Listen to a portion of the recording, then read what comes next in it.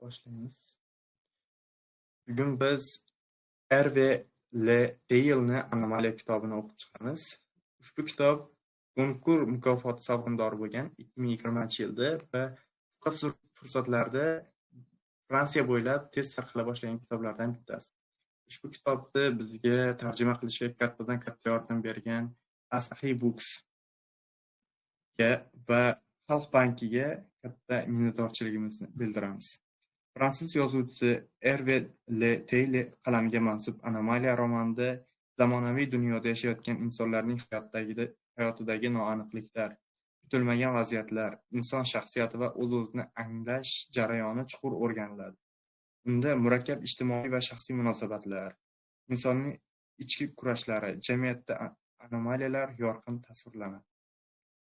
Shuningdek, zamonaviy jamiyatda yuzaga kelayotgan turli ijtimoiy muammolar, masalan, iqtisodiy beqarorlik, muhojirlik, shaxsiy aloqalar muhokama qilinadi.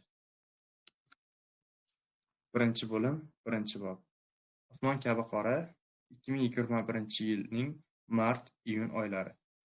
Ilm, aql va hatto dohiyona fikrdan ham o'tadigan qoyilmaqom narsa bu tushunmaslik. Viktor Messel. Blake.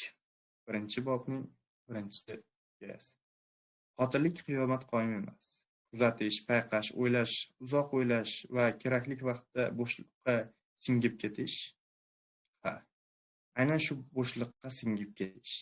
Borini bir nuqta qurol kuchi yoki xanjarga jamlashning uddasidan chiqish kerak. Va tamom. Eng muhimi ikkilanma, hissiyotlarga berilma. Shunchaki muayyan qaror qabul qilib, unga qat'iy rioya qil. Blake bularni juda yaxshi bilardi. Biroq qachon, qay tarzda bilib olganini u aniq eslay olmaydi. Qolganini asta-sekin o'rniga tushadi. Blake o'zgalar o'limi ortidan kun ko'radi. Faqat amri ma'ruf qilishning hojati yo'q. Halollik haqida berilgan savollarga u statistika bilan javob qaytaradi. Chunki, dedi u, shu yerda uzr so'radi. Sog'liqni saqlash vaziri byudjetni qisqartirganda, ya'ni tomografiya apparatidan ajratilgan pulni o'zlashtirganda yoki shifokorlar shtati qisqartirilganda, aytaylik, jonlantirish bo'limi yopib yuborilganda, unga notanish bo'lgan minglab odamlarni ko'proq yashash imkoniyatini qisqartirayotganini yaxshi tushunib turadi. Javobgar, ammo aybdor emas. Bu juda ham eskashuv. Emas. Blake buning butunlay aksi. Nima endi u o'zini oqlab o'tirish kerakmi?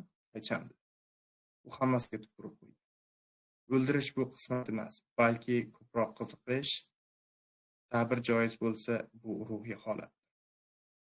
11 yoshda bo'lsa-da, uni hamon Blake deb chaqirishar. U Peugeot'da onasi bilan Bordo yaqinidagi shosseden ketib boradi.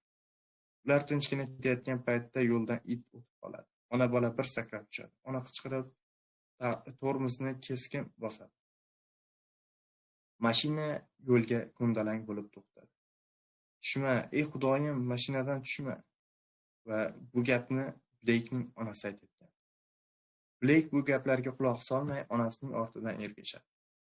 Polli zotli kulrang it hali ham tirik edi. Zarba hayvonning ko'krak qafasiga bo'lgan, yo'l chetida qoniqib, it bo'lsa xuddi go'dak yig'lagandek g'ingshib. Ona sarosimada u yoqdan bu yoqqa chopar, qo'llari bilan Blakening ko'zini to'sar. Bir nimalar deb g'uldirar, tez yordam chaqirishga harakat qilar. Oyi, qo'ysangiz-chi, bitta kuchukka shunchami? Polli asfaltda yotgan joyida entikdi. Uning qonga belangan, zarbadan dabdala bo'lgan tanasi jon talvasasida titray boshladi. Va tez orada tinch qoldi. Blake jonivorning jon taslim qilishini qiziqish bilan kuzatib turadi. Bo'ldi, hammasi tugadi.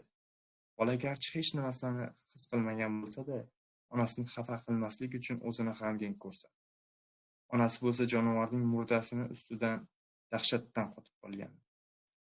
Bu holat Blake'ni zeriktirdi va onasining yengidan tortdi.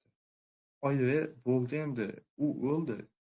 Bu yerda turgandan boshqa foyda yo'q. Yuring, futbolga kech qolaman axir. Bundan tashqari o'ldirish mahorat ham talab qiladi. Bleyk bu borada ham chakki emasligini Sharl tog'asi bilan birinchi bor ovga chiqqan kuni tushungan. 3 ta o'q va 3 ta quyon. Axir bu tug'ma iste'dod-ku. U tez mo'ljalga olar va bexato otar. Hatto eski karbin va mo'ljallagich singan miltiqlardan ham nishonni aniq urardi. Qizlar esa uni attraksion sudrab yurishardi. Iltimos, menga anavi ayiqchani, jirafani, filni otib ber. Vau! Zo'r, yana. Bleyk ham qizlarga yumshoq o'yinchoqlarni ulashardi. U tellarning chinakam kushandasiga aylangan. Biroq keyinchalik ko'zdan panaroq yurishga qaror qildi. Sharl tog'asi unga ovlagan kiyiklarni bo'g'izlashni, quyonlarni nimtalashni ham o'rgatdi. Bleyk bundan g'oyat mamnun edi. Faqat Bleykni yaralangan jonivorlar otib, o'ldirib huzur qiladi deb noto'g'ri tushunmaslik kerak. Chunki axir u qandaydir qonxo'r emas edi-ku.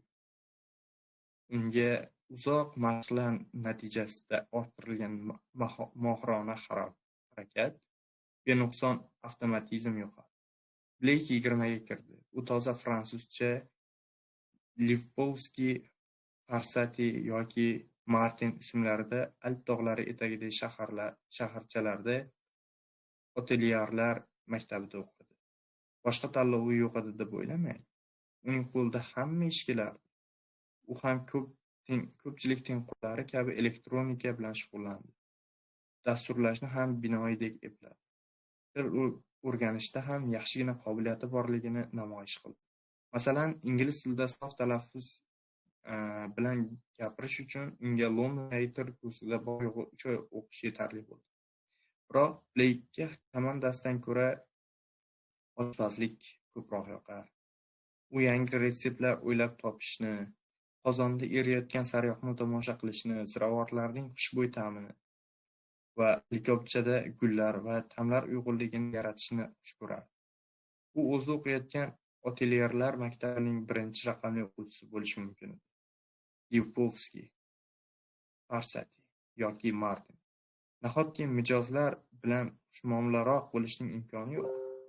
Biz xizmat ko'rsatish sohasida ishlaymiz. Xizmat ko'rsatish sohasida, tushundingizmi?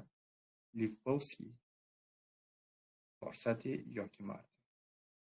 Bir kun barda g'irqmas yigit Bleykka bir kishini o'ldirmoqchiligini aytib qoldi. Uning bunga jiddiy sababi bo'lsa kerak. Ehtimol ish yuzasidan yoki biror qiz tufayli kelishmay qolishgandir. Bleykka buning umuman qizig'i yo'q. Shu ishimni bitirib bermaysanmi? Haqini beraman. Esing joyidami? Dedi Bleyk jahl bilan. Kasalsan shekilli. Rozi qilaman, bu yog'idan xotirjam bo'laver. U 3 ta nolli summa taklif qildi. Bleykka esa bunga javoban xoxolab kuldi. Hazillashmayapsanmi? Yo'q. Bleyk shoshmay oz-ozdan ichib o'tirardi. Yigit bar peshtaxtasiga o'zini tashladi. Bleyk uning yelkasidan turtdi. Menga qara, bu ishingni bajara oladigan bir kishini bilaman. Faqat u aytganda 2 barobar ko'p haq so'raydi. U bilan shaxsan tanish emasman. Ertaga seni u bilan qanday bog'lanish mumkinligini aytaman. Shu bilan og'zingga qulf solasan, bo'ladimi? Shu kecha u Qizil ajdaho filmidagi bosh rolni Anthony Hopkins ijro etgan William Blake'ni qahramon sharafiga Blake'ni o'ylab topdi. Keyingi kuniyoq Jeneva internet kafelaridan Shimoliy Amerika serverlarini Blake.mig.22 nomli foydalanuvchi ro'yxatga oldi. Blake naqd pulga ishlaydigan noutbuk, eskigina Nokia telefoni, sim kartasi bilan fotoapparat, teleobyektiv sotib oldi. To'liq shay holatga keltirilgan havaskor oshpaz barda uchrashgan yigitga Blake'ning koordinatalarini ma'lum qildi. Hali ham shu elektron manzilni ishlatadimi, yo'qmi, lekin buni aniq bilmayman, deb kuta boshladi. 3 kun o'tgach yangi tanishdan tushunarsiz xabar keldi. Ehtiyotkorlik qilyapti, o'yladi Blake. Buyurtmachi har xil savollar berar, gapni aylantirar, ba'zan bir necha kunlab yozmay qo'yadi. Bleyk unga maqsad, logistika, ishini bajarish muddatlari haqida yozgandan keyin buyurtmachi biroz xotirjam bo'ldi va ular kelishib oldi. Bleyk kelishilgan pulning yarmini oldindan berishini so'radi. Ushbu mablag'ning o'zi ham 4 ta nolli summa edi. O'lim tabiiy sodir bo'lgandek ko'rsatilishi kerakligini bilgach, narxni 2 barobarga oshirdi va bunga 1 oy vaqt ketishini aytdi. Buyurtmachi o'z ishining ustasi bilan ishlayotganiga ishonch hosil qilib, uning barcha shartlariga ko'ndi. Bu Bleykning ilk ishi bo'lgani uchun hammasini yo'l-yo'lakay o'ylashga to'g'ri keldi. U shundoq ham o'ta sinchkov, ziyrak va topqir yigit edi. Bu mavzuda filmlarni yetarlicha tomosha qilgandi. Gollivud ssenaristlari yollanma qotillar ulardan nechog'lik qarzdor ekanligini bilmaydilar. Bleyk bu ishni boshlagan ilk kunlardayoq buyurtmachilardan pul va ma'lumotlarni telefon paketlarida u aytgan joyiga qoldirib ketishlarini talab qiladi. Bu joy avtobus, tezpishar ovqatlar oshxonasi, tanlanmagan qurilish obyekti, chiqindi qutisi yoki istirohat bog'i ham bo'lishi mumkin edi. U odam juda kam joylarni tanlamas, chunki bu yerlarda shundoq ham e'tiborga tushib qolishini bilardi. Odamlar juda ko'p joy ham unga ma'qul kelmasdi. Boisi bunday joylarda biror kishini ajratib olish qiyinlashardi. Bleyk atrofni kuzatish uchun manzilga belgilangan paytdan kamida 1 soat avval keladi. U egniga kapshunka, ya'ni qayirma qalpoqli kurtka, qo'llariga qo'lqop, boshiga shlyapa kiyib ko'zoynak taqib oladi. Bleyk allaqachon sochini bo'yashni, yasama mo'ylov qilishni va qoshlardan foydalanishni, yonoqlar shaklini o'zgartirishni o'rganib olgan. O'nlab davlatlarning avtomobil raqamlarini topib qo'ygan edi. U tez orada u nishonga pichoq otib sanchishni va bomba yasash hadisini oldi. Meduzadan aniqlab bo'lmaydigan zahar olish borasida yuksak mahoratga erishdi. 9 millimetrli Glock qirg'ich avtomatini bir necha soniyada qismlarga ajratib, qayta terishni o'zlashtirdi. To'lovlari bitcoinda amalga oshirar va qurollarni ham shunda sotib olar. Chunki kriptovalyutadagi o'tkazmalar izini topishning imkoni yo'q edi. Bleyk o'zi uchun dark web sayt ochdi va tez orada bunga o'yinchoqdek bo'lib qoldi. Chunki internetda har baloni o'rgatadigan dasturlar tiqilib yotibdi. Izlagan odam albatta imkon topadi. Shunday qilib ilk qurbon 50 yoshlardagi erkak. Bleykda uning surati va ism-sharifi bor. Ammo Bleyk uni Ken deb qo'g'irchoq Barbining turmush o'rtog'ining ismi ham Ken. Kenning ismi bor, ammo hayotda yo'q. Yaxshi fikr. Ken yolg'iz yashaydi. Bu esa Bleyk uchun ayni muddao. Chunki agar Kenning xotini va farzandlari bo'lganda unga yaqinlashib bo'lmadi. Masala yoshini hisobga olib, u tabiiy o'ldirishda qolgan. Bu borada tanlov unchalik keng emas. Avtomobil halokati, gazdan zaharlanish, yurak ushlab qolishi va hattoki yiqilib tushish. Bleyk avtomobil tormozini ishdan chiqarish yoki rul tizimini buzishga hali o'rganmagan.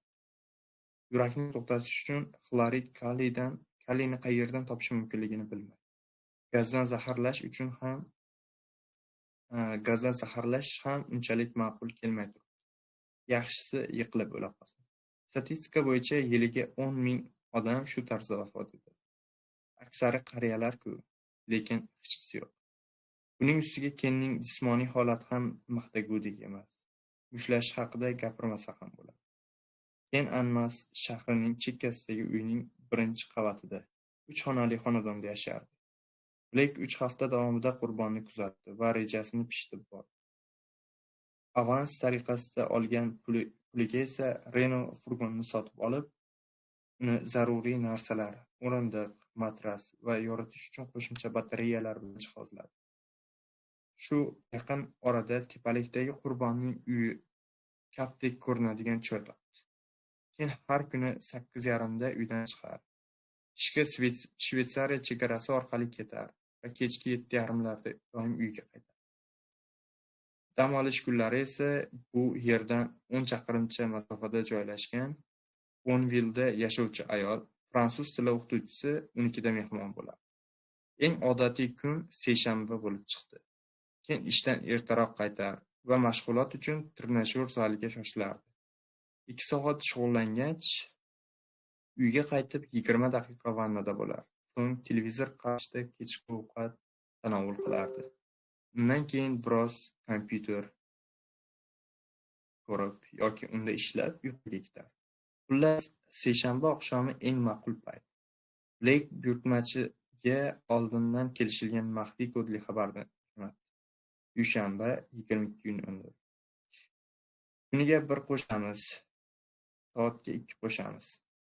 Buyurtmachi ishning seshanba kuni 24:00 da bajarilishini bilib oladi. Belgilangan muddatdan bir hafta oldin Bleyk Kenning uyiga uning nomidan pitsa buyurtmoqda. Kuryer eshik qo'ng'irog'ini chaladi. Ken "Kim u?" degancha javob ham eshitmay eshikni ochadi va bir nimalar to'g'risida tortishga ketadi. Kuryer qo'lidagi qutisi bilan qaytib ketadi. Bleyk esa o'ziga keraklisini bilib oladi. Keyingi seshanba Bleykning o'zi pitsa bilan tashrif buyuradi. Atrofga tezda nazar tashlab, oyog'iga sig'maydigan baxila, qo'llariga esa qo'lqop kiyadi.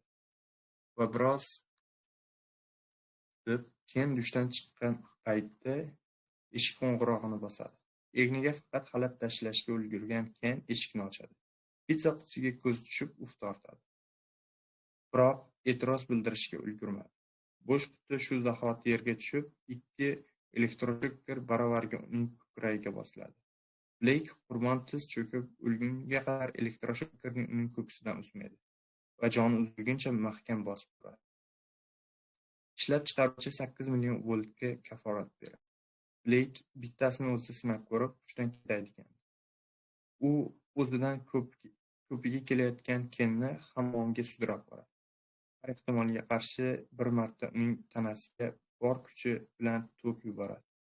Shundan so'ng uning boshini mahkam siqib ko'tarib, bu ishni u kokos yong'oqlarda 10 marotaba mashq qilgan. Jon jahdi bilan vannaning chetiga uradi. Zarbadan bosh chanog'i yorilib, kafelning ham bir cheti sinib tushadi. Bir zumda qon otilib chiqib, hamma yoqqa oqa boshlaydi. Kenning og'zi ochilib, ko'zlari esa bo'rtib chiqib, shiftga baqrayib qolgan. Bleyk xalatni ko'tarib ko'rdi. Qurbonning tanasida elektroshokerning izi qolmadi. U jasadni gravitatsiya qonunlari va qanday trayektoriya bo'yicha yiqilishi mumkinligini hisobga olib, shunday yotqizib qo'ydi. Bleyk ishni tugatib, bundan ko'ngli to'lgancha manzarani kuzatib turganda birdan hojatxonaga kirishi zarurligini sezib qoladi. Hech kutilmaganda qo'l bo'ldi-ku. Gollivud filmlarida qotillar hech qachon hojatxonaga yengili uchun kirishmaydi. Bleyk esa juda zarur bo'lib turgandi. Ken hojatxonasiga kirib chiqsamikin? Ortidan yaxshilab yuvinib ketardi. Biroq bunday qilsa politsiyachilari ziyraklik qilib yoki aytaylik ko'rsatmaga qat'iy amal qilib qolsa, uning DNKsi aniqlashi mumkin. Unda yashirinib bo'psan. Har holda Bleykka shunday tuyuladi. Shunday qilib u shifter qopining ovoziga qaramay rejadan chetga chiqmaslikka qaror qiladi. U so'ng bo'lagini avval jasadning tovoniga, keyin polga ham qattiq bosib, hojatxona kursisi, ya'ni unitazning ostiga sirpantirib yuboradi. Juda yaxshi. Tergovchi bundan topilmani topib, jumboqni yechganda boshi osmonga yetadi. Bleyk issiq suv jo'mragini to'la ochib, suvni jasadga to'g'rilaydi va qaynoq suvdan ehtiyot bo'lib hammomdan chiqadi. Deraza yoniga o'tib, pardalarni yopadi va xonaga so'nggi bor nazar soladi. Jasad bir necha metrga sudrab borganini hech kim sezmaydi. Buning ustiga qon bilan aralashib rangga kirgan suv butun uyning polini qoplay boshlaydi.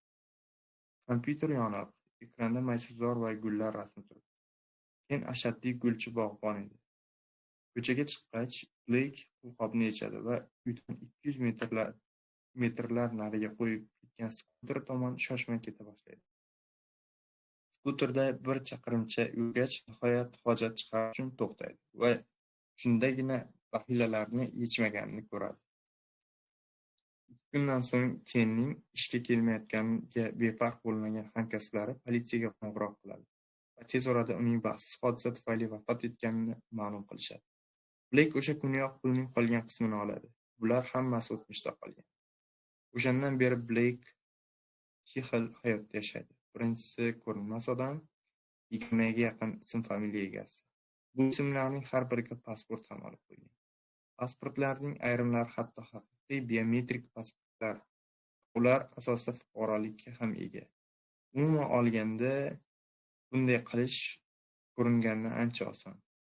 Ikkinchi hayotda esa uning ismi Jo bo'lib, vegetarianlar uchun taom yetkazib berish bilan shug'ullanadigan Bordo, Lion kabi shaharlarda yaqindan ishlab boshlaydi. Va Berlin va Nyu-Yorkda ham filiallari bo'lgan. Parij kompaniyasida kattagina hududning boshqaruvchisi bo'lib ishlaydi. Uning xodimasi bo'lish bilan bir vaqtda rafiqasi ham bo'lgan Flora va uning 2 farzandi Joning juda ko'p xizmat safarlariga ketishdan, ba'zan esa uzoq muddatga yo'q bo'lib qolishdan doim norozi bo'ladi. Ular bu masalada haq. 2021-yil 21-mart. Kvok, Nyu-York shtati. 21-mart kuni Bleyk safarda edi. U maydalab yog'ayotgan yomg'irlardan nam bo'lgan qumda yugurib borardi. Sochlari uzun va malla rangga bo'yalgan. Boshida bog'ich, bandana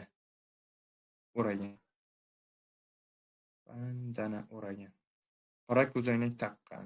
Egnida sariq, moviy rangli sport kiyimi.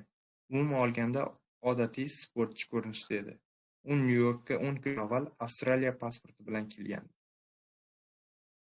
Transatlantika parvozi juda yomon o'tdi.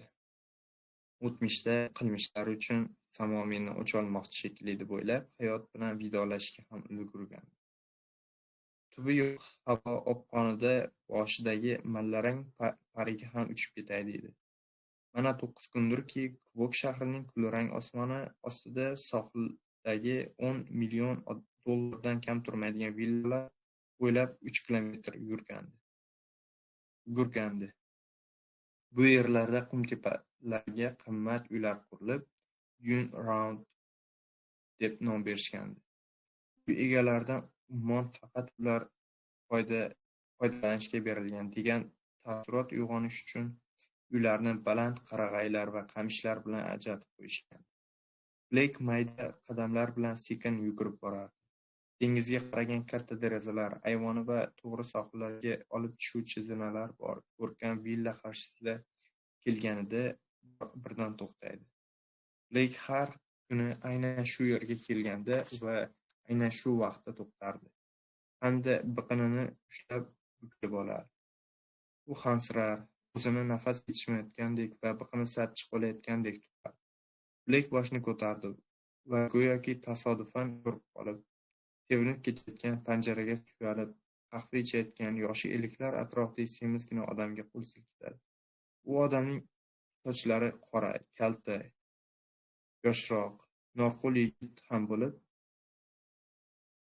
bir chetda turgan xavotirli nigohi bilan atrofni kuzatardi. Chap biqinidagi to'pponcha qilofi kostyum ostidan bo'rtib turibdi. Demak, chapaqay emas. Bleyk shu hafta mobaynida 2 marta maysalar o'ralab o'tgan tuproq yo'lakchalardan samimiy tabassum bilan ular tomon yurib boradi. Avval tuzilgan reja aniq rejaga muvofiq kerishib esnaydi. Ryukzagidan sochiq olib, yuzini artadi. So'ng suv idishini olib, undagi choylardan ho'playdi va villadagilarning kattasi gap boshlanishini kutib turadi. "Salom, Dan, ishlar yaxshimi?" "Salom, Frank", deb javob beradi Dan Bleyk. Bleyk hali ham hansirar va biqinini og'riyotganini ko'rsatish uchun uni changallab, qiyshaytirib turardi. "Havo ham ayni yugurishbop bo'lyapti", dedi Frank. Bir hafta avval tanishganidan beri soqol va mo'ylov o'stirishga ham ulgurgandi. "Nimasini aytasiz", ma'qulladi Bleyk ulardan 5 metrlar narida to'xtab. Ertalab Oracle aksiyalari kursini kuzatib turib, siz haqingizda o'yladim. Sira gapirmang, bilasizmi, men aksiyalar kursini bir necha kun avvaldan bashorat qilishim mumkin. Qo'ysangizchi. Blake sochiqni buklab, ryukzagiga soldi. Keyin flyagasini ham shoshilmay joyladi va yashin tezligida to'pponcha chiqarib, chetda turgan qora sochga 3 marta o'q uzdi. Qo'riqchi ortga uchib ketdi. Keyin angrayib, nima bo'layotganini anglab ulgurmagan Frankka ham 3 marta o'q uzdi. U shu zahoti yerga quladi. Ikkisiga ham ikkitadan o'q, tanasiga bittadan o'q esa peshonasiga nasib qildi. Soniyasiga 6 ta o'q otgan P-226 ga ovoz pasaytirgich ham shart emas ekan. To'lqinlarning shovqini har qanday ovozni bosib ketar. Navbatdagi ish ham xamirdan qil sug'urgandek bo'ldi. $100,000 endi cho'ntakda. Blake 6 ta gilzani terib olgach, to'pponcha bilan ryuksakka joylab, qo'riqchining jasadiga qarab xo'rsindi. Navbatdagi firma duch kelgan Dev Kelpatni ko'chadan topib, 2 oygina o'qitgan va jonini xavfga qo'yib, ishga chiqarib yuboravergan. Agar bu to'nka ishni vijdonan bajarganida, Den ismli uzun bo'yli malla sochli odamning uzoqdan olingan suratini va gap orasida aytilgan Oracle haqidagi xo'jayinlarning bir hafta burun yetkazilgan bo'lardi. Boshliqlari ham u bergan ma'lumotlarni o'rganib chiqib, Oracle kompaniyasi haqiqatan ham u ta'riflagandek Blake'ga juda ham o'xshab ketadigan Dan Mitchell ismli shaxs Nyu-Jersida logistika bo'yicha direktor o'rinbosari bo'lib ishlashini aytib, uni xotirjam qila boshladi. Axir Blake o'ziga qiyofadosh odamni ozmuncha qidirarmidi? Blake yana yugurishda davom etdi. Yomg'ir ancha jadallashgan va izlarini yuvib borayotgandi. U ijaraga olgan Toyota'ni uydan 200 metr nariga qo'yib kelgandi.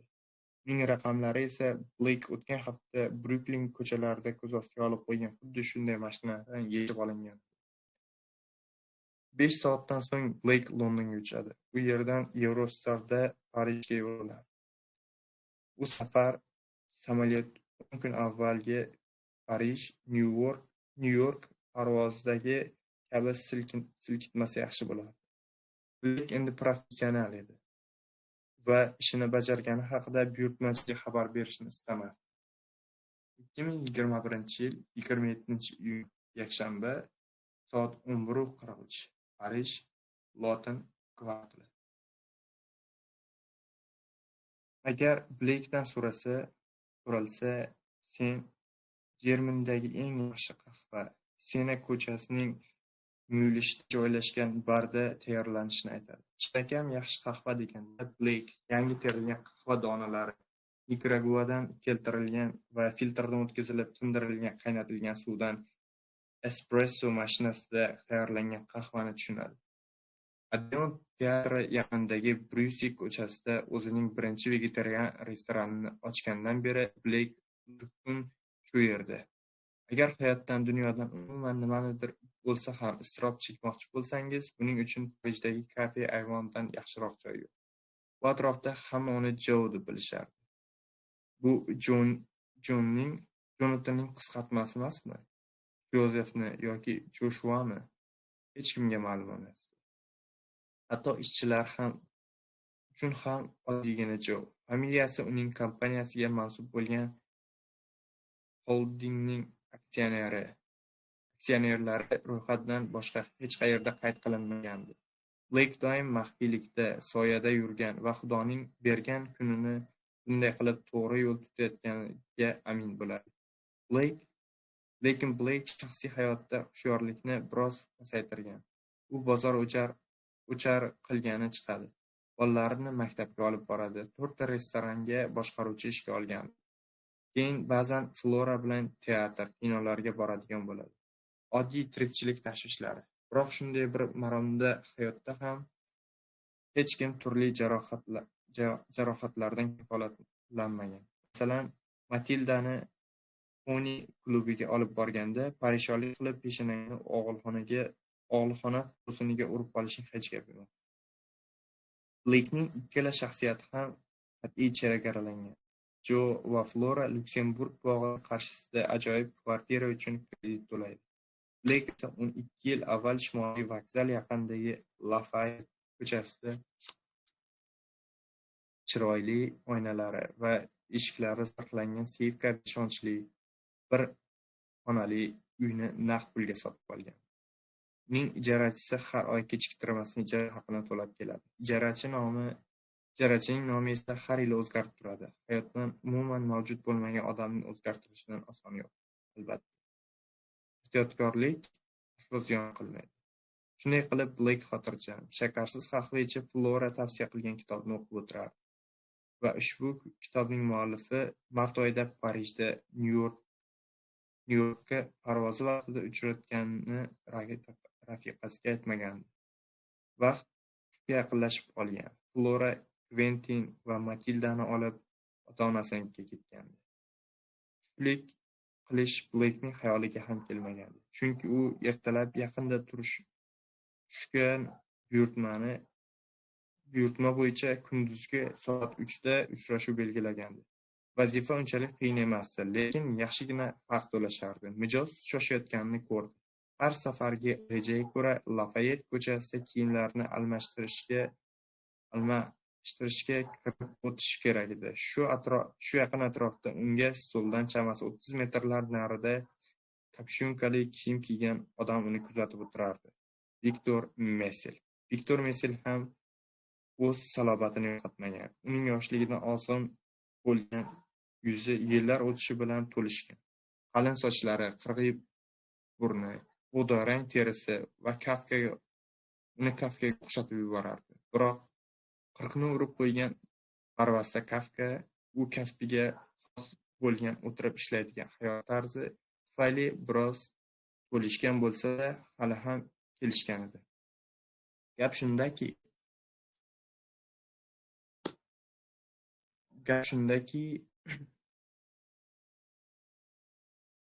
Viktor yozuvchi. Uning tog'lar bizni qirib keladi va amalga oshmaydigan muvaffaqiyatsizliklar kabi romanlarini tanqidchilar tomonidan iliq qabul qilingan.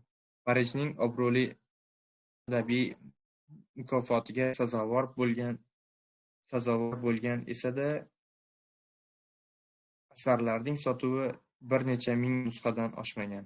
Shu ham fojiami? Viktor muvaffaqiyatsizlik umidsizlikning oldida hech narsa emasligi va hali hammasi oldinda ekaniga doim o'zini ishontira oladiganlardan edi.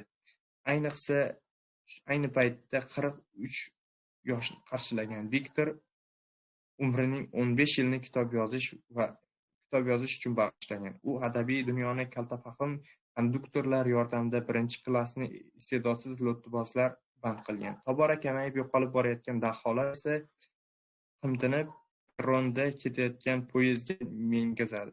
Messel o'zini perrondagilar qatorida hisoblamasa-da, bundan xafa ham bo'lmaydi. U kitob yarmarkalarida nashriyot tomonidan ajratilgan joyda soatiga bir donadan kitobga dastxat qo'yib, tadbir oxirigacha sabr qilib o'tiradi. Bu vaqt ichida Viktor baxtsiz tasodif sababli qo'shni stolga o'tirib qolgan sherigini tinimsiz dastxat qo'yishlari orasida yuzaga kelgan qisqa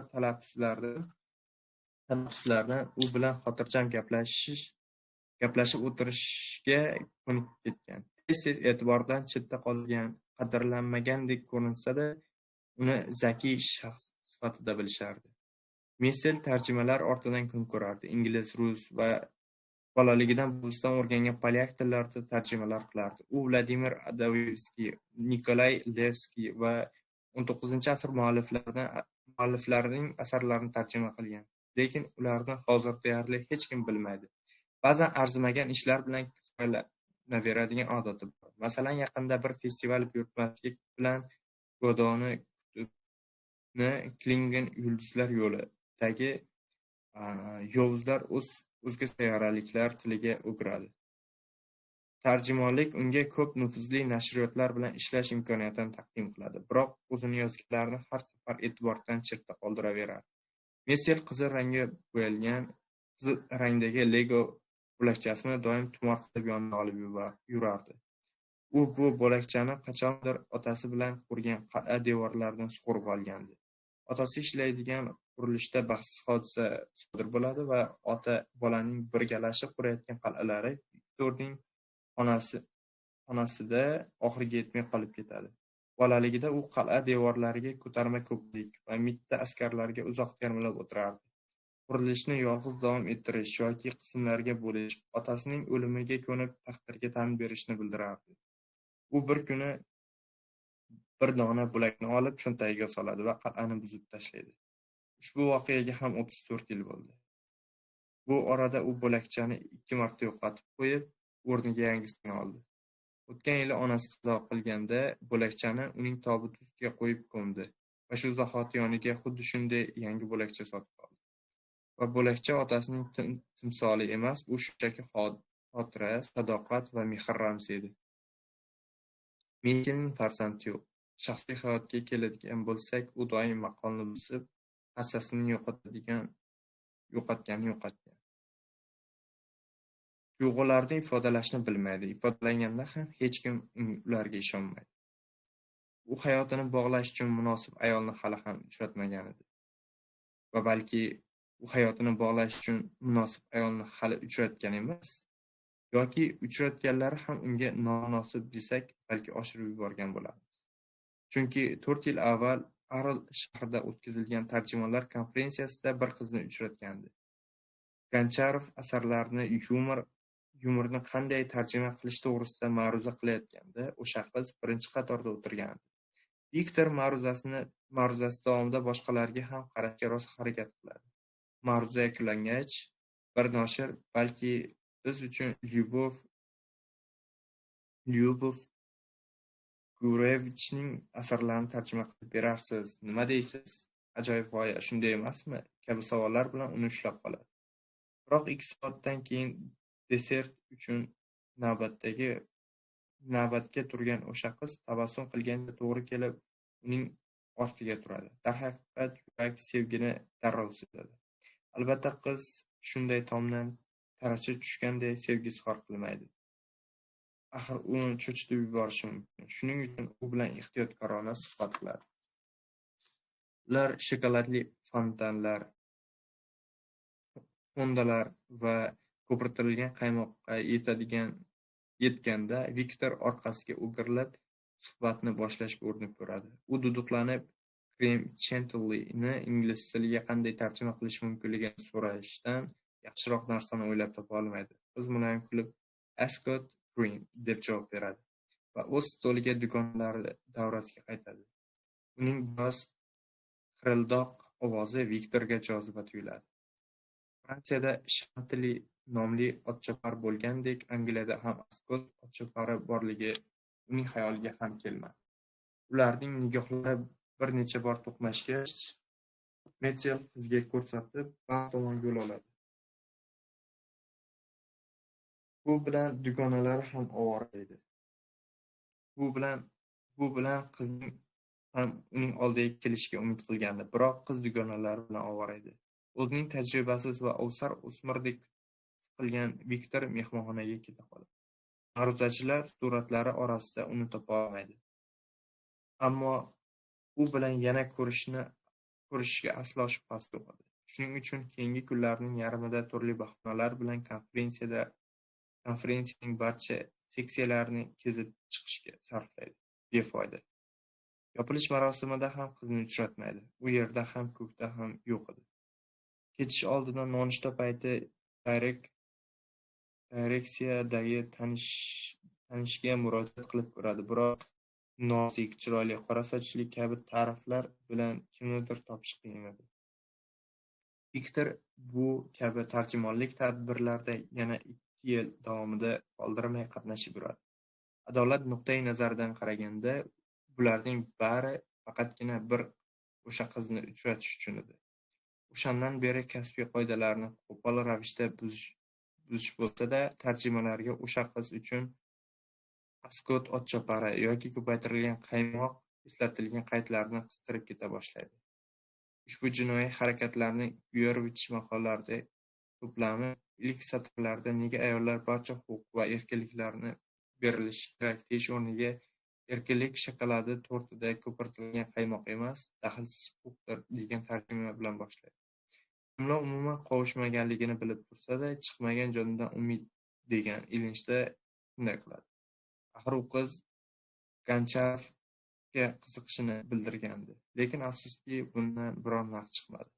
Mabodo qiz bu kitobni o'qigan bo'lsa ham, uning sha'mani muharrir va umuman barcha o'quvchi qatori u ham sezmagan bo'lsa kerak. Viktor esa taqdirga tan beradi. Yaqinda Fransiya elchixonasining madaniyatli bo'limi tomonidan moliyalashtirilgan fransuz-amerika tashkiloti Viktorni tarjima qilgan trillerlarning biri uchun mukofotlaydi. Mart oyining boshlarida Viktor mukofotni olish uchun AQShga uchadi va uning samolyoti juda qattiq havo girdobiga tushib qoladi.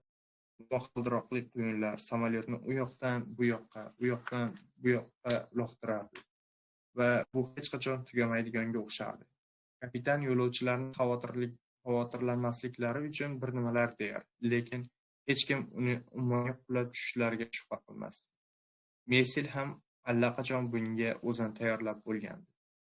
U juda uzoqqa cho'zilgandek tuyulgan bir necha davomidagi har silkinishlarda qiynalavermaslik uchun o'rindiqqa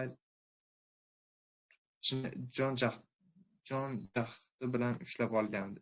Zulmatdan bo'lak hech narsa ko'rinmayotgan illyuminatorga ham qaragisi kelmayotgandi. To'satdan bir necha qator oldingi ayolga tushadi. Agar uchish oldidan uni ko'rganda balki ko'zini uzolmagan bo'lardi. Chunki qiyofasi aynan o'xshamasa-da, bu ayol uning yoqtirib qolgan mahbubasini juda eslatadi. Avvaliga uning nozikligi, nafis yuz terisi va tekis va tiniq yuzidan hali ham yosh qiz bo'lsa kerak deb o'ylaydi. Lekin ko'zlari atrofida paydo bo'la boshlagan mitta ajinlarni ko'rgach, 30larga yaqinlashib qolgan juvon ekanligini tushunadi. U vaqti bilan yonidagi kattaroq kishiga otasi bo'lsa kerak deb kulib qarab qo'yardi. Aftidan bu bilan ular o'zlarini xotirjam ko'rsatishga urinishardi. Shu payt samolyot navbatdagi havo oqqoniga tushib, hammayoq gumburlab ketadi. Viktorning ichidan bir nimalar uzilib ketgandek bo'ladi. U ko'zlarini yumib oladi va muvozanatni saqlashga ham urinmay, o'zini silkinishlarga beixtiyor topshiradi. Viktor tajriba sichqonchasidek his qilardi o'zini. Chunki sichqonlar ham juda kuchli stress holatda qarshilik ko'rsatmay qo'yib, o'limga ko'nib qo'ya qolishar ekan. Nihoyat samolyot tugamaydigandek tuyulgan bo'ron iskanjasidan o'tib oladi. Ammo Meysel nima bo'layotganini anglay olmaydi. Bir nuqtaga termilgach o'tiraveradi. Uning atrofida asta-sekin hayot uchqunlari sezila boshlaydi. Odamlar kulishardi, yig'lashardi, tavba duolarni o'qishardi. Kapitan samolyotni qo'ndirgach, xavfsizlik kamarlarini yechmaslikni tayinlaydi. Biroq Meysel shundoqqina o'rnidan tura oladigan ahvolda emasdi. Yerga qo'nib eshiklar ochilishi bilan yo'lovchilar tashqariga shoshilishadi. Salon tezda bo'shab qoladi. Viktor esa hali ham rangi o'chgancha o'rindiqqa yopishib qolgandi va qimir etmay o'tiradi. Styuardessalardan uning yelkasiga qoqib murojaat qilganda, keyingina istar-istamas o'rnidan qo'zg'aladi. Viktor yana o'sha juvon haqida o'ylay boshlaydi. Xayolida faqat o'sha juvongina uni bu turdagi holatdan olib chiqadigandek. Atrofga alanglab uni qidiradi, biroq juvon hech qayerda yo'q edi. Pasport nazoratiga navbatga turganda ham uni topa olmaydi. Aeroportda uning elchixonaning kitoblar bo'limi mudiri kutib turgandi. Hammasi joyidami, janob Meysel? So'radi mudir. Hali ham o'ziga kelmagan tarjimonning ko'rinishidan xavotirga tushib. O'lib ketishimizga sal qoldi. Lekin hammasi joyida deb javob beradi. Uning jonsiz ovozini elchixona xodimi xavotirga tushadi. Ular mehmonxonagacha churq etmay ketishadi. Ertasiga kechga yaqin mudir Viktorni olib ketgani keladi. U esa shu paytgacha xonadan chiqmagan. Xonadan miq etmay o'tirib chiqqan va hattoki hech narsa yemagan. Mudir uni qo'yarga qo'ymas kiyintirib olib ketadi. Tadbir Markaziy park qarshisida 5-avenyudagi Albertina kitob kitob do'konida tashkil qilingan. Belgilangan vaqt kelganda madaniyat bo'yicha Attention'ning ishorasi bilan Meysel yonida Parijda yozib tayyorlab qo'ygan nutqini chiqaradi va tarjimonning vazifasi asarni boshqa tilga o'girish orqali undagi sof tilni yuzaga chiqarish ekanini parishon ovozda ta'kidladi. So'ng yoniga kulib o'tirgan, beo'xshov pardoz qilgan, baland bo'yli, malla sochli amerikalik yozuvchi haqida bir qancha yaxshi fikrlar bildiriladi. Aslida bu fikrlarga o'zi umuman qo'shilmasdi va birdan to'xtab qoladi. Noqulay vaziyatni sezgan muallif Meyseldan mikrofonni oladi va unga chuqur minnatdorchilik bildirib, o'quvchilarni ushbu ajoyib asarning navbatdagi ikki tomi turganini yig'ilganlarga e'lon qiladi.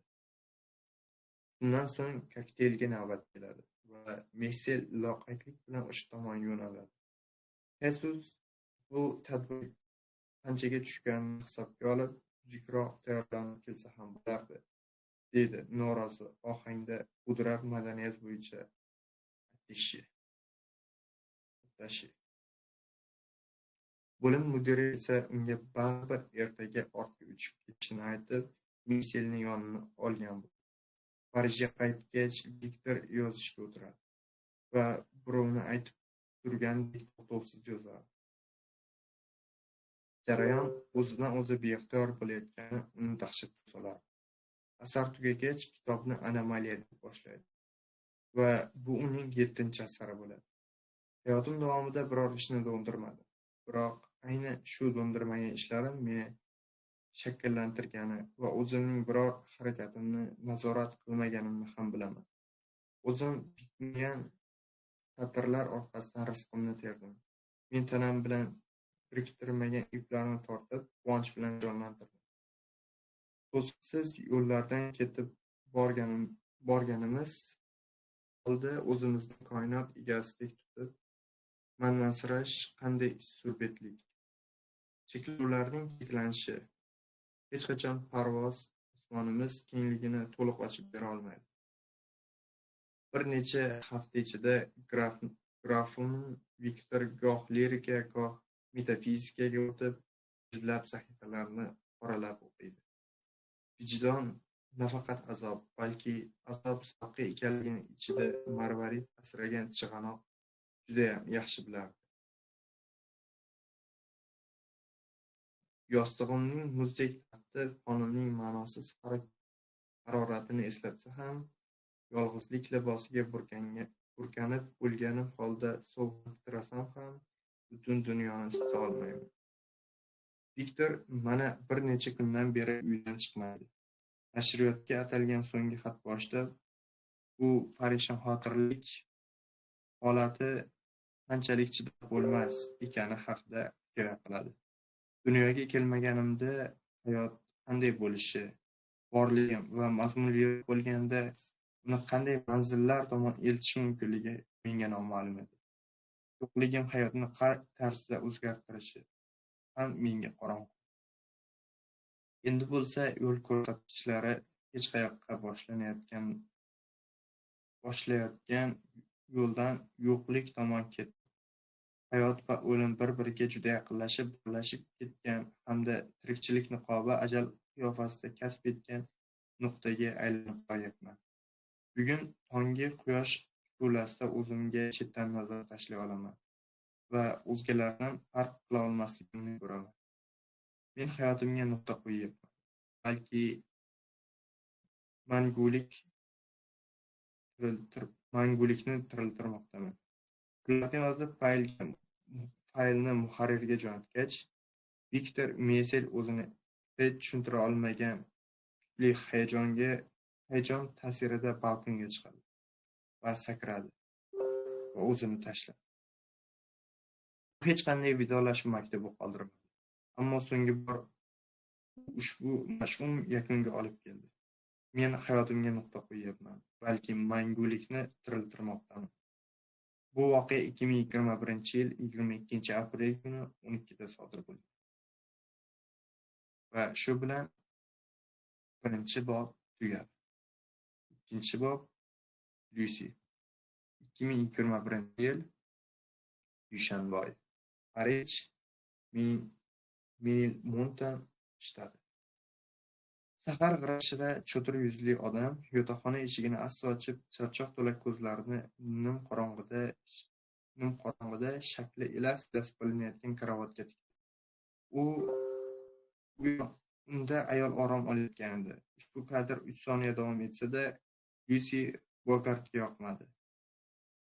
Juda yorug', e'tiborsiz va haddan ziyoda jonsiz chiqqan.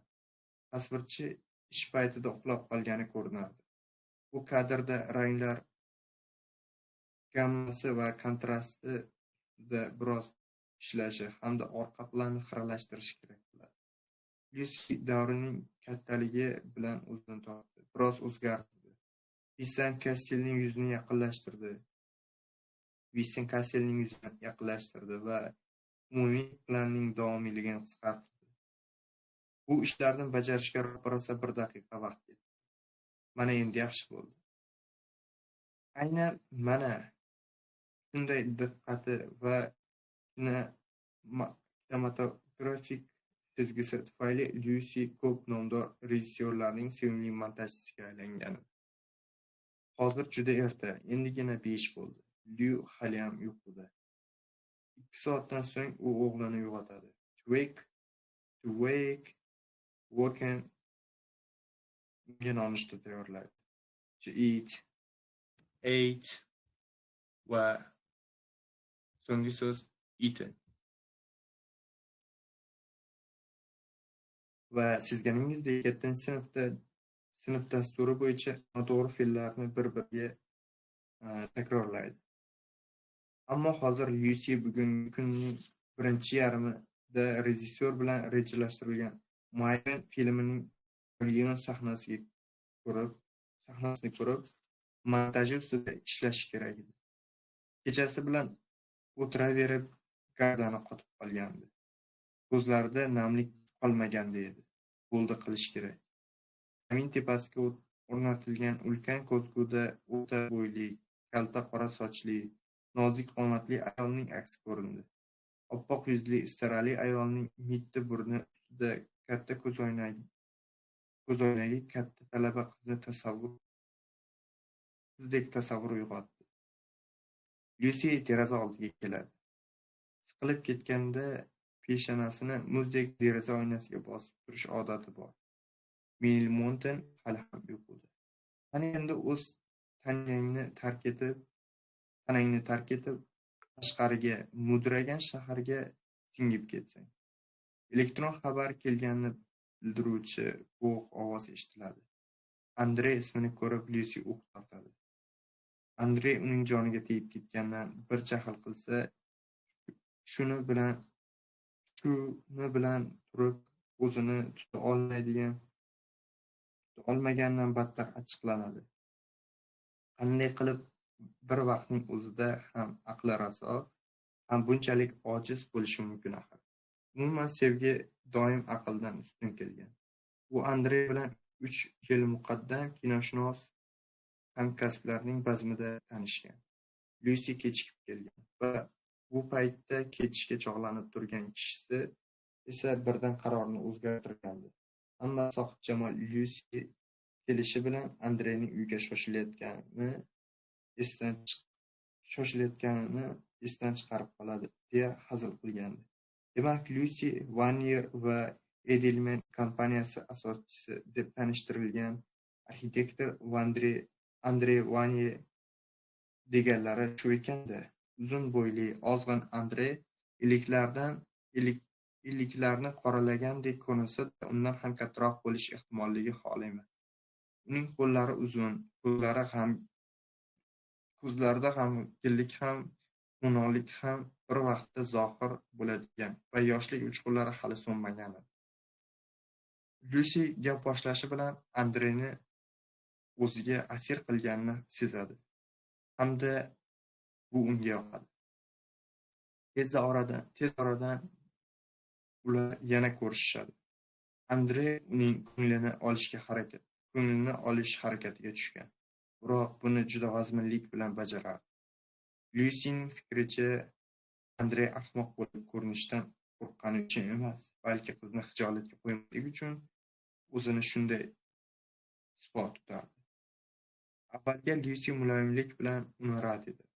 Shunday bo'lsa-da, ular uchrashib turishar va bu uchrashuvlar Andre o'zini iltifotli, e'tiborli, aqlli tutardi.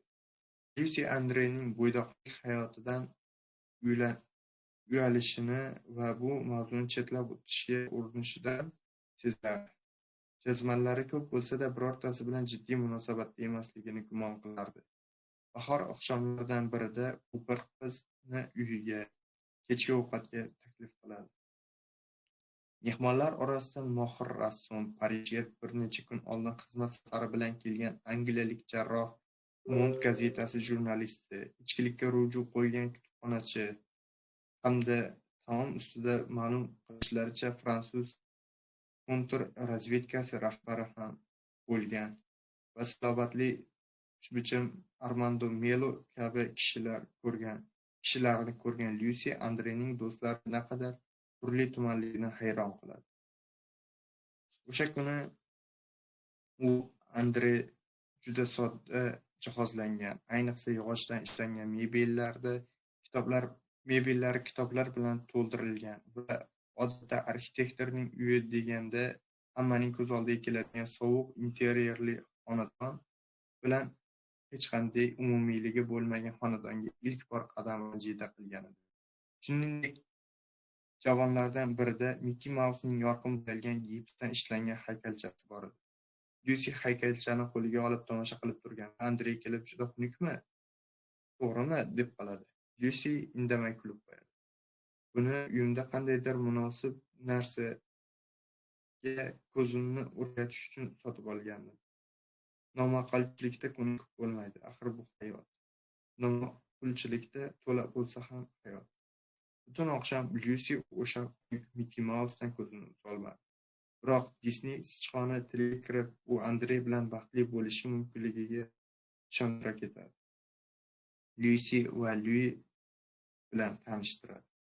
uni Lui bilan tanishtiradi. Andre quvnoq, yoqimtoy, bolakay ilk tanishuvdayoq ma'qul keladi.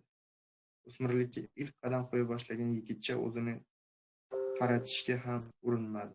Andre uni yaxshi tushunib turardiki, Lyusi qalbi uchun kurashda unga raqibining keragi yo'q edi. Bir safar birga tushlik qilishayotganlarida, so'ng xayrlashayotganda Lyusi katta yo'lga qadam qo'yishi bilan Andre uning qo'lidan qattiq tortadi. Yuk mashinasi Lyusining yonginasida ketadi.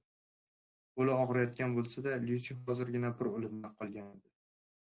Andrening bo'lsa rangi quti o'chib ketgandi. Ular bir-birlariga jim qarab qolishdi. Ikkisi ham tez-tez nafas ola boshladi. Biroz nafas rostlangach, Andre Lyusining bag'riga bosdi. Qo'llaringni og'ritgan bo'lsam kechir. Qo'rqib ketdim. Men o'ylamagandim. Men shunday sevamanki.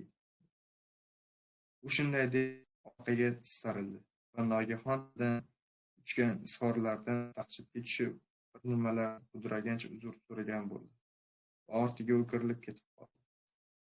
Ortidan qarab qolgan Lyusi ilk bora uning qadami shaxtamligini, qaddi tikligini va hali juda yosh ekanligini sezadi.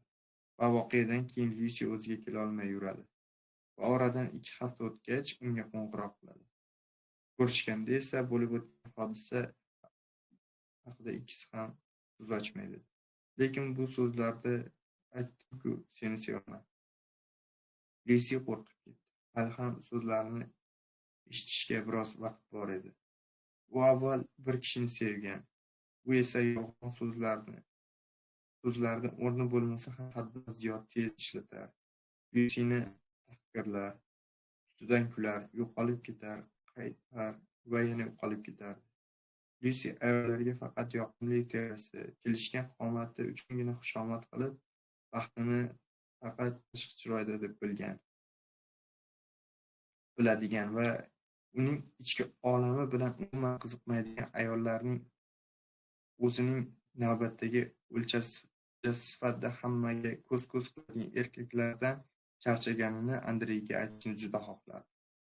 U shahvoniy hirsdan ko'proq bo'lishga loyiq ekanligini, Andre o'ziga yaqin munosabatda bo'lishiga qo'yib berganiga sabab esa u Lyusining shoshiltirmaganini, mehr berganini va unga hurmat munosabatda bo'lganini gapirgisi kelardi.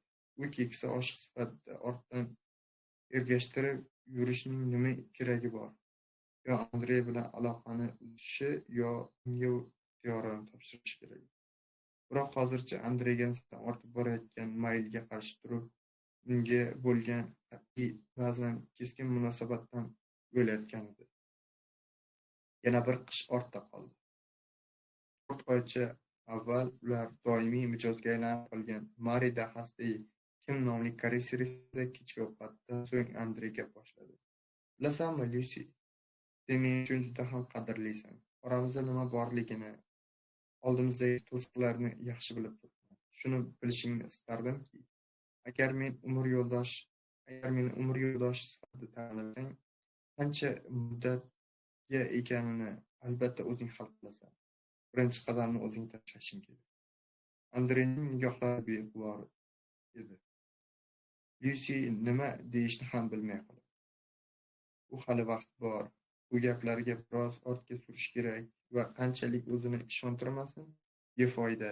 Kutaverish Andrening joniga tegsa-chi, degan o'y uni cho'chitib yubordi. Oxir-oqibat vaziyatni qo'lga olishga qaror qildi. U sekin Andrening yoniga surildi va undan bo'sa oldi.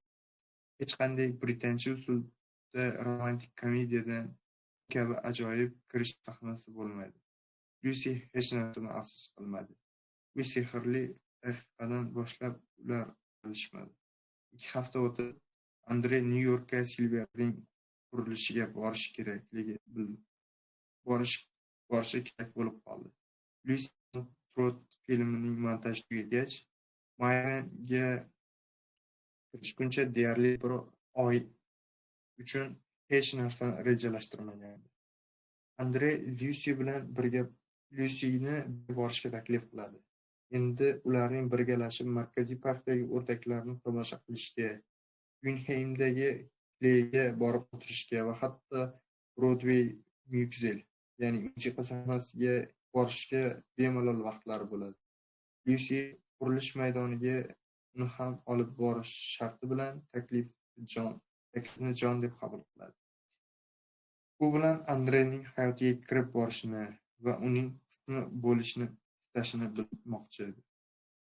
Uyga qaytgach, safarga kerakli narsalarni oldindan tayyorlaydi. Qaysi kitoblarni olsa ekan? Hamana, Kutsi va yana Roman Garrining Pleyadasi.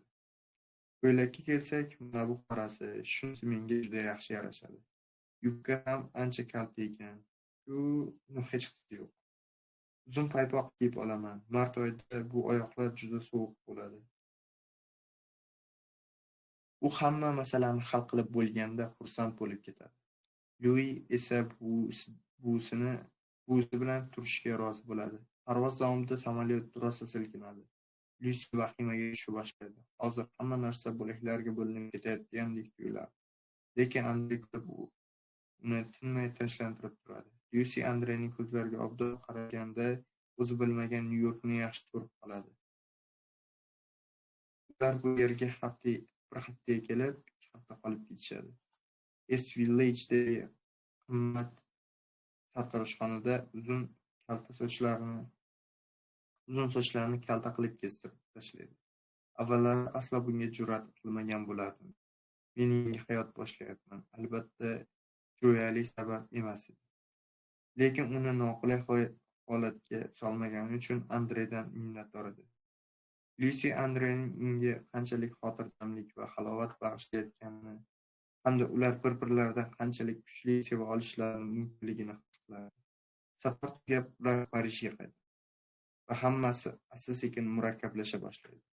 Andre xohlasa-xohlamasa o'ziga tortib quchoqlayverishi, xudo-behuda o'pishga harakat qilishi, do'stining jangda yutib olgan o'ljasi kabi ko'rsatishga intilishi Lyusini cho'chitib yuboradi. Lekin sichqonlarni ushlagan mushuklar ularni tirik qoldirishmaydi. Lyusi Andrening Andrey uning qopig'iga kirish uchun bu darajada urinishga hali tayyor emas. Uning nazdida bir-birlariga sekin bosqichma-bosqich yaqinlashishlari to'g'ri bo'lardi. Andrey esa buni hech tushunishni istamasdi. Yo'q, bunday bo'lishi mumkin emas. U Andreyning zolimlarcha o'ziga egalik qilish uchun yollangan ayol yoki cho'risi emas. Axir uning quchog'ida, uning to'shagida Lyusi o'zini xuddi tuzoqqa tushgandek his qilishi va Andrey hirsini qondirishni istamasligini qanday qilib tushunmaslik mumkin? Iyun oyi boshlarida ular so'nggi bor birga kechki ovqatga borishdi. Andrey yana Kim restoranga borishni iltimos qildi.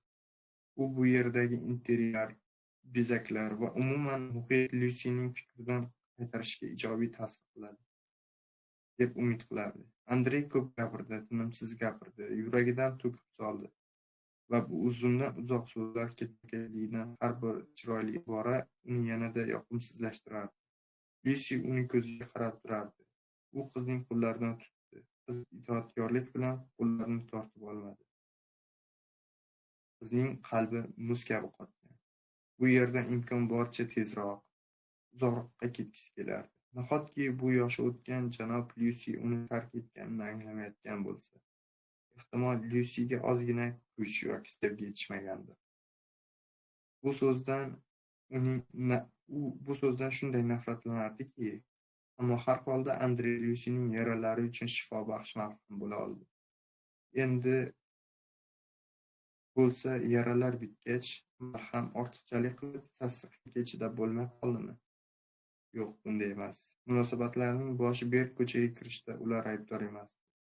Aksincha, Andrey ularning umumiy umidlarini oqlay olmadi.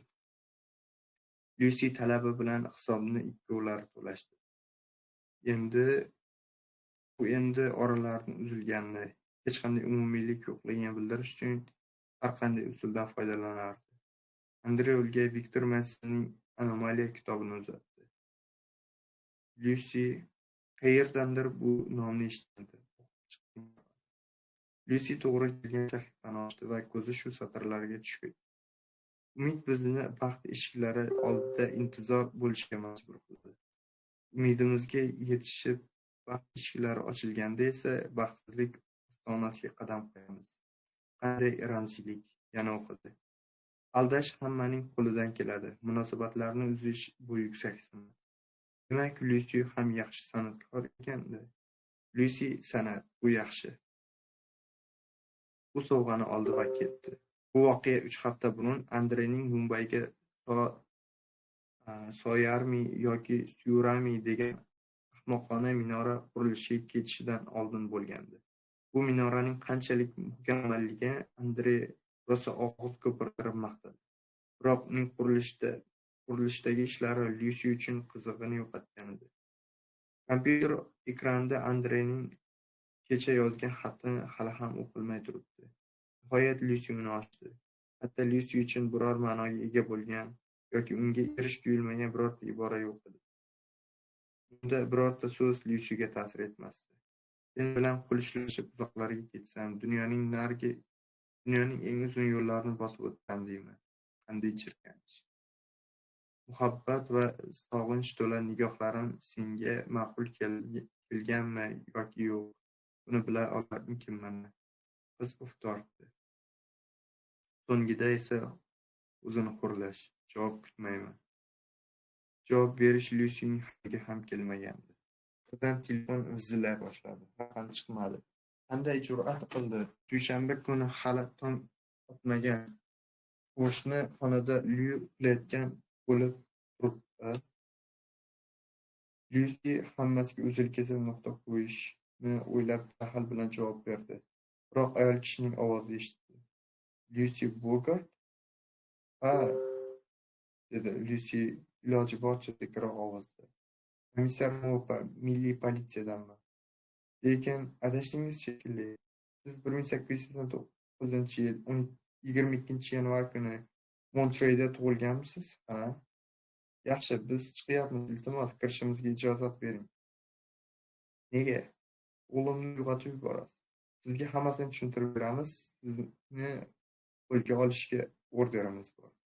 Uni eshigingiz ostida sizga uzatyapman. Iltimos, eshikni ochsangiz. David. 2021-yil 29-may. Nyu-York, 3-avenue.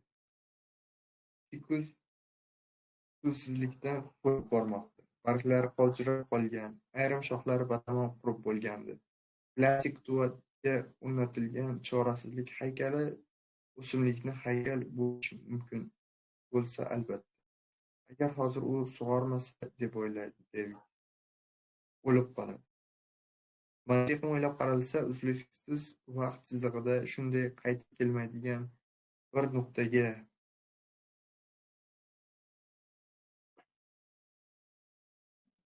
bir fursat topiladi. Shunda bu fikusni hech kim va hech narsa qutqara olmaydi. Aytaylik, payshanba kuni 17:35 da kimdir suv quysa, daraxt yashab ketishi mumkin. Biroq xuddi o'sha kuni 17:36 da suv quyilsa, kech bo'lgan bo'ladi. Uzr-og'ayni, ozgina kechikding. 30 soniya oldin quyganingda daraxt to'lib ulgurmagan. So'nggi hujayra o'z qo'shnilarini "Qani yigitlar, bo'shaymamiz, suvga to'yinamiz, ishlashda davom etamiz" deya jonlantirgan bo'lardi. Ammo endi suv quyishdan foyda yo'q. Uzluksiz vaqt chizig'ida qaysidir nuqtada. David. Erkak kishining mayin ovozi Davidning o'simlik va uning hayoti haqidagi o'ylari chalg'itdi. U o'rnidan turib, yoshi o'zidan sal kattaroq, taxminan 50lar atrofida bo'lgan sochi oqargan baland bo'yli odam bilan quchoqlashib ko'rishdi. Ular xuddi DNKsi bir xildek bir-birlariga o'xshaydi. "Qalaysan, Pol? Qalaysan, David? Jodi kelmadimi?" Imkon bo'lishi bilan keladi. Gyote institutida ma'ruza qilish kerak edi.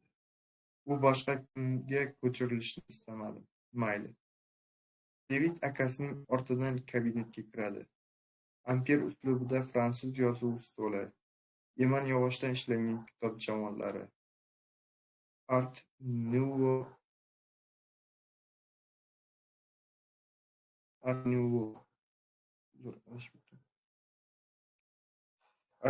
billur chiroqlari, 9 rangli baxmal pardalar, derazadan esa Lexington Avenuedan ajoyib manzarani qarama-qarshi tomonda ko'radi.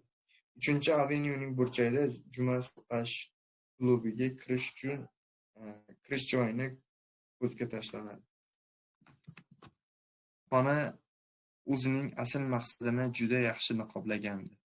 Bu esa zo'r onkologlardan birining kabineti edi. "David, choy ichasanmi yoki qahva?" "Qahva", deb javob berdi. Pol kofe mashinasini tabiiy chiroyli italyan finjoniga qahva quyish asnosida ukasiga bir-ikki qarab olishga ham ulgurgandi. U ukasining ismini bir necha marta tilga olaverganidan David hammasini tushunib, sezib turardi. Urush haqidagi filmlarda serjant qonga belanib yotgan askarlarga hammasi yaxshi bo'ladi, Jim.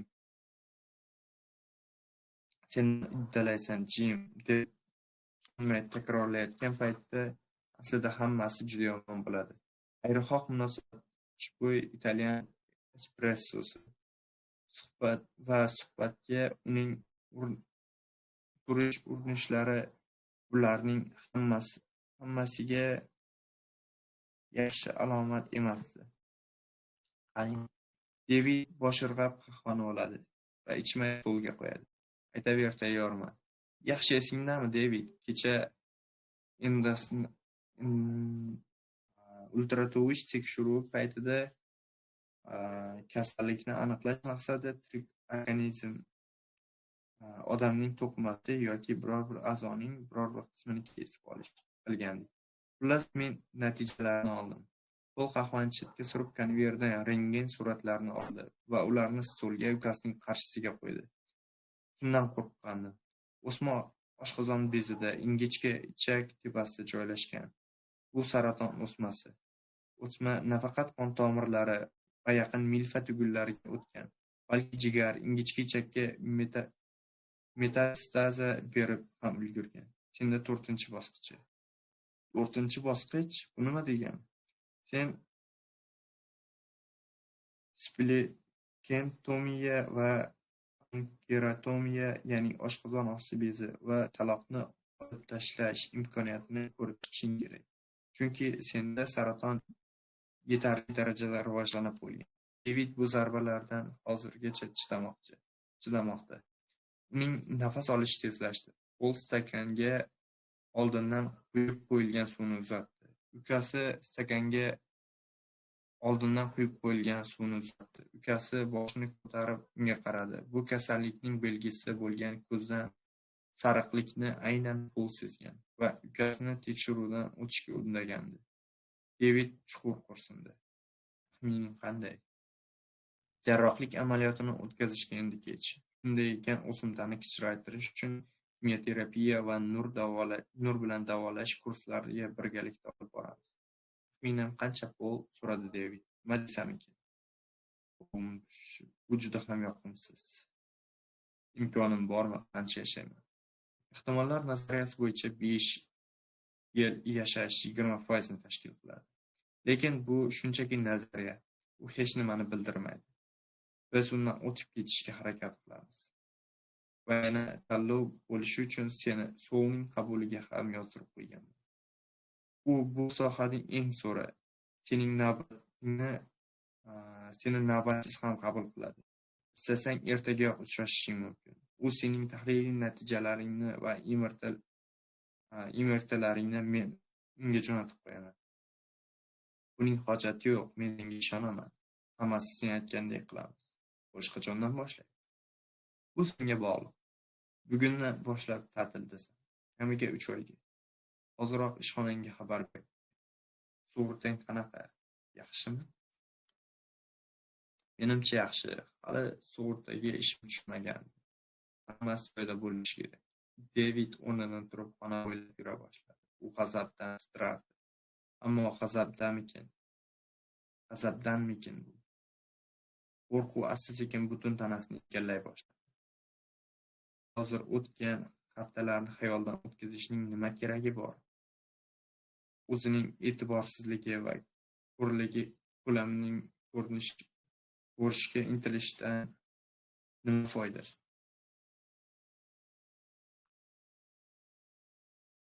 Qanchalik kunlarni kasallikdan bexabar, kechki ovqatlar, latifalar, bolalarning kinoga olib borilishi, Jodi bilan birga bo'lish, Pol bilan suyqash klubiga sang'ishga sarflab yuboribdi. Kim bilsin, balki 3 oygina avval shu tahlil qurg'urni qilganda va tashxis avvalroq qo'yilganda jonni saqlash qolishi mumkinmidi? Yana kim biladi? Qiziq, o'ylardi Devid. Ichimdagi nimadir hammasini bilgan. Lekin aynan shu ayni vaqtning o'zida bilishni ham xohlamagan. Men bu kasallik boshlanishiga qancha bo'lgan? Bilmadim. Aytish qiyin. Balki 1 yildir, balki 2 oy. Buni hech kim aniq ayta olmaydi. Oshqozon osti bezi saratoni har kimda xavfli rivojlanadi. Bir necha oy avval tekshiruv o'tkazmay bekor qilgan ekanmiz. O'sha samolyot do'lga uchragan dahshatli Parij, Nyu-York yo'nalishidagi parvozdan keyin oyog'imni bazo'r sudragandim. Esingdami? Peshobimning ham rangi to'qnashib ketgandi. Shifokorga ko'rinish va tahlil topshirishga vaqtim bo'lmagan. Aytdim. Eng muhim hozir nima qila olishimiz mumkinligi to'g'risida bosh qotirishimiz kerak. Davolashning yangi usullari paydo bo'lganmi? Balki qandaydir dorilar kashf qilingandir. Biz barini ishga solamiz. Xohlasang, hozirda tajribada bo'lgan vositalardan foydalanishimiz mumkin. Ular juda ilg'or dorilar bo'lib, hali sotuvda yo'q. Menga to'liq ishonishing mumkin. Pol albatta yolg'on gapirayotgan edi. Axir afsusdaman, Devid. Hech qanday yangi dori o'ylab topilmagan. Qaytaraman. Bu juda chirkin kasallik. Qo'limizda hech narsa kelmaydi. Hech qanday mo'jizaviy vosita ham topa olganimiz yo'q. Biz hatto nega bir xil davolash usulini ayrim bemorlarga yaxshiroq ta'sir qilib, boshqalarga umuman ish bermaganligini ham bilmaymiz. Degandan ko'ra aldab turganini yashirdi. Bu og'riqli saratonmi? Xavotir olma, biz og'riqni kamaytirish uchun barcha choralarni ko'ramiz. Albatta, nojo'ya ta'sirlardan hech kim kafolatlanmagan. Biroq boshqa iloji ham yo'q. Hech narsa qilmagandan ko'ra shunday qilgan yaxshiroq.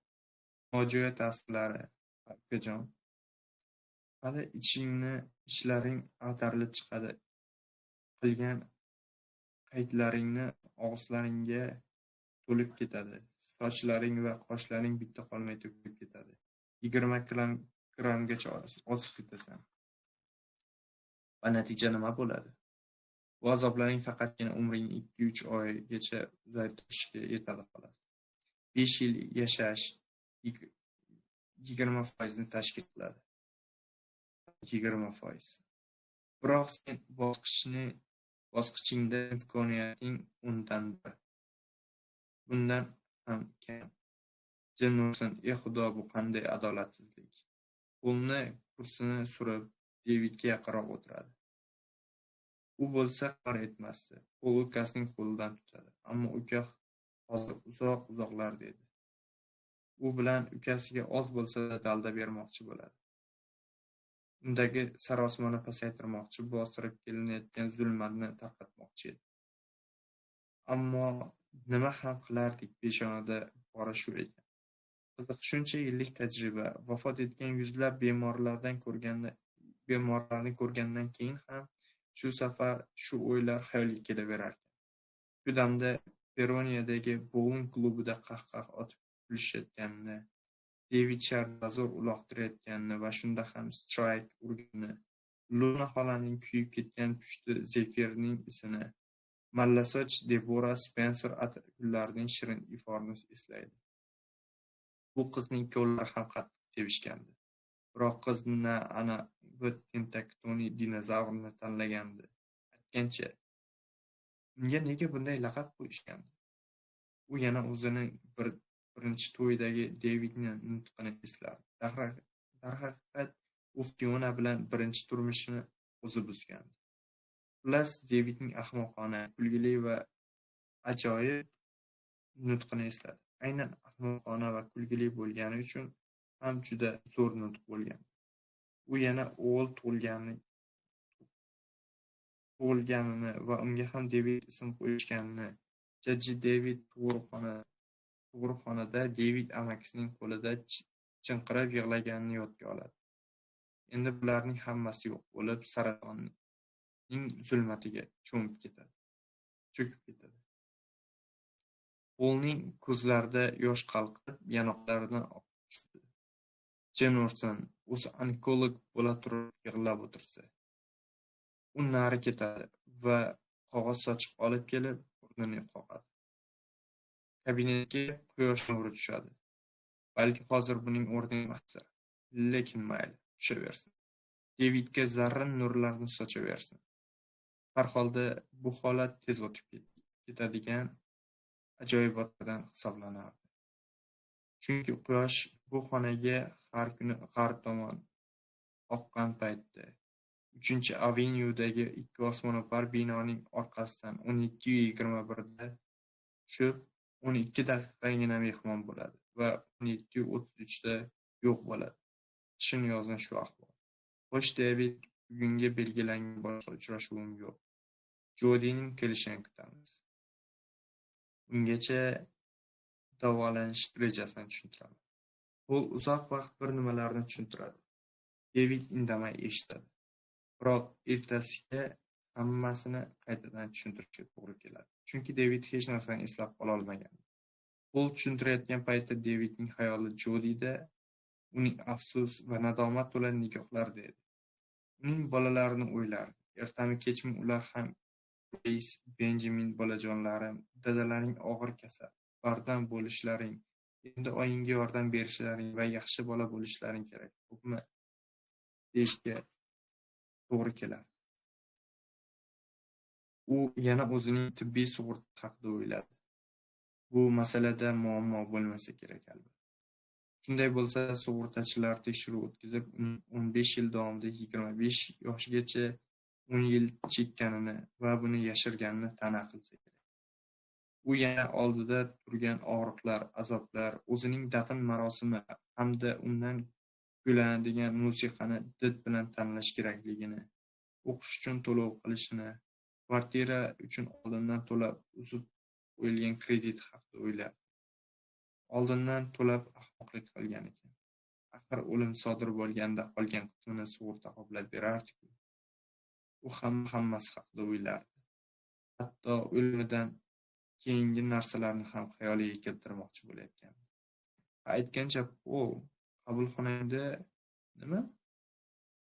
Fikus, uni sug'orishing kerak. Soat 17:33 bo'ldi va quyosh nurlari xonani tark etdi. 2021-yil 24-iyul payshanba, 22:28 Nyu-York, Mount Sinai shifoxonasida. Polning qabulxonasidagi Fikus to'lib qolmadi, ammo Devid bu yerga boshqa qaytmadi. U endi ikki osmono'par bino orasiga o'tib borayotgan quyosh nurlarini, umuman quyoshni boshqa ko'rmaydi. Mount Sinai shifoxonasining 344-palatasi shimolga qaragan bo'lib, katta ehtimol bilan bir necha kundan keyin bo'shaydi. Bu yerda o'lim sharpasi sezilib qolgan. Devidga og'riq qoldirish uchun maorifga qo'shimcha ravishda fransuzlar tomonidan ishlab chiqarilgan yangi har sinovdan o'tayotgan nanodorilar berishyapti. Shunda dori miqdori muntazam oshirib borishga to'g'ri kelmaydi. Shifokorlar saraton oldida ojiz qolishdi. Eshik taqilladi, lekin hech kim bunga e'tibor bermadi. Devid hushsiz yotar, yonida esa uzoq bedor kechalardan charchagan Jodi mudrab o'tirardi. Farzandlari 3 kundan buyon poliklinikada edi. Eshikni sekin ochib, xonaga qora kostyumli 2 kishi kirib keladi. Ulardan biri Devidning tepasiga borib, paxtali cho'pda uning labidan so'lak namunasini oladi va uni probirkaga solib chiqib ketadi.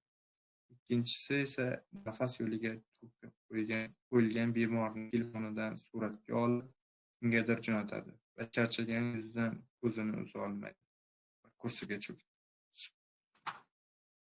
Chayqalish. Xo'sh, Anomaliya kitobining 1, 2 va 3 bosqichlarini hozir o'qib chiqib bo'ldik. Va keyingi qismi chiqishi uchun albatta harakat qilamiz. Va siz buni YouTube orqali albatta MP3 formatida yoki MP4 formatida albatta chiqarib olishingiz mumkin. Va Anomaliya kitobi eng ko'p bestseller kitoblardan bo'lsa ham, O'zbekistonda uncha topilmaydigan kitoblardan. Va shuni ham aytishim kerakki, men ba'zida to'g'ri qanday xatolar qildim va men ham odamman, demak men ham xato qilaman. Shu joyda menga Otabek Mahkamovning gapi kelib ketdi. Bilasizmi, kimlar xato qilmaydi? Murdalar degan. Shunday men ham xato qildim. Va bugungi sonimiz uchun yakun yasaymiz. Keyingi qismni yaqin oralarda chiqaramiz. Hamalaringga rahmat. Instagram, Telegram va YouTube sahifamizga obuna bo'lishni unutmang. Va biz sizlar uchun eng keraklisi va eng zo'rlarini chiqarishdan to'xtamaymiz. Hammangizga rahmat. Salomat